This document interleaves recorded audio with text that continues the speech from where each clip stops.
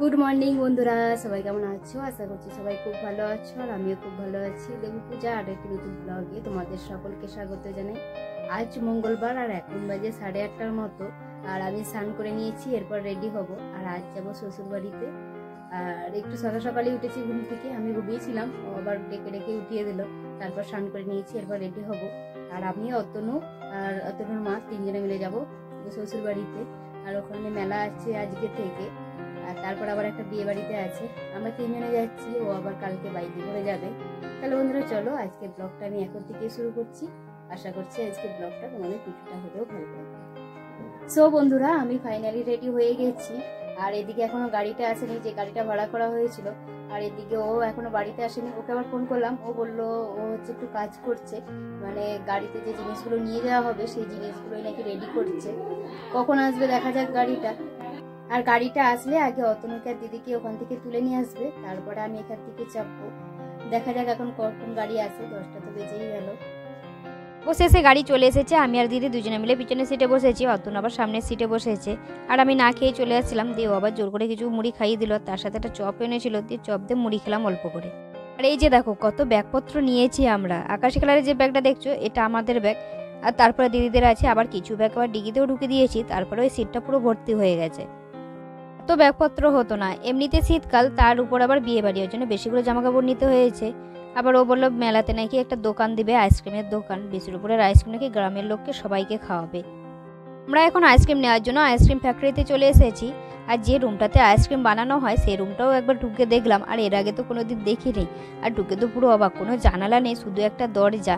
আর এত পরিমাণে ঠান্ডা ছিল সেইখানটায়, আর মনে হচ্ছে যেন আমরা কাশ্মীরে চলে এসেছি, শুধু উপর থেকে সাদা বরফের মতন পড়ছে। এই যে দেখো ওই রুমটা থেকে আইসক্রিমগুলো বের করে এনেছে, আর এর ভিতরে আছে টুটি ফুটি, বাটারস্কচ, ভ্যানিলা, চকলেট, স্ট্রবেরি, সব রকম ফ্লেভার আছে। আর আমার তো দেখে এখনই খেতে ইচ্ছে করছিল। আর এই বক্সটার ভিতরে আইসক্রিমগুলো সাজিয়ে দিচ্ছিল। আইসক্রিম নিয়ে এখন আমরা নদীর মধ্যে দিয়ে যাচ্ছি। আর নদীর সাইডে যে জলটা আছে এত সুন্দর লাগছে দেখতে, মনে হচ্ছে এখনই চলে যাই স্নান করতে। এই যে দেখো অবশেষে আমরা গ্রামের মেলায় ঢুকে পড়েছি। চারদিকে বেশ ভালোই প্যান্ডেল হয়েছে। আর এখন তো দুপুরবেলা, তাই বেশি লোকজন নেই। আর এই গ্রামের মেলায় সে কোন ছোটবেলায় এসেছিলাম, দিদিমা বেঁচে থাকতে তখন একবার এসেছিলাম, তারপর আর আশাই হয়নি। আর বিয়ের পর আগের বছর মেলা দেখেছি, আর এটা নিয়ে 2 বছর। আর এই মেলাটার প্রতি একটা আলাদাই টান আছে। এই যে দেখো এটা হচ্ছে আমাদের দোকান। বর্দাভাই নিজের দায়িত্ব নিয়ে কত সুন্দরভাবে দোকানটা সাজিয়েছে দেখো। আর এখন সবাই মিলে আইসক্রিমের পেটিটা গাড়ি থেকে নামিয়ে নিচ্ছে। আর বর্দাভাইকে বলা হয়েছিল ফ্রিজটা যেন ফুল করে রাখে, যেন যাওয়ার সাথে সাথেই আইসক্রিমগুলো রাখা হয়। আর 1 ঘন্টার মধ্যেই আইসক্রিমটা নিয়ে আসতে বলেছিল, তার বেশি হয়ে গেলে আবার গলে যেতে পারতো। ওর জন্য আমরা তাড়াতাড়ি চলে এসেছি। আর বর্দাভাই তো আগের থেকে ফ্রিজটা চালু করে রেখেছে, একদম ফুল আছে, তাই আইসক্রিমগুলো ঢুকিয়ে দিলে এখন আর কোনো অসুবিধাই হবে না। আইসক্রিমগুলো ফ্রিজে ঢুকিয়ে এখন আমরা চলে এসেছি বাড়িতে। আর এই যে দেখো বাবা রোদে বসে আছে আর মা রান্না করছিল, তাই দুজনকে প্রণাম করলাম। এরপর আমি শাড়িটা চেঞ্জ করে নেব।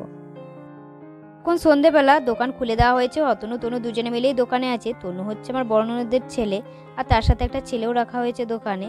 আর এটা হচ্ছে রেড চার্ট, মানে কি কি মেনু আছে সেগুলো সব লেখা আছে, চারদিকে 4টে লাগিয়েছে।